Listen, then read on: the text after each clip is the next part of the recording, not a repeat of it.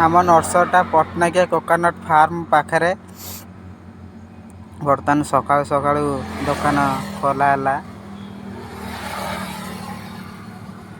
Nursery विभिन्न प्रकार चारा मिलूची।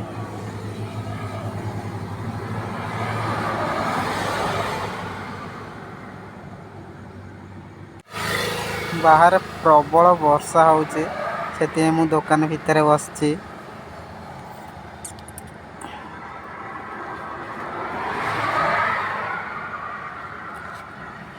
आज वर्षा सकाश किसी बेपार है नहीं।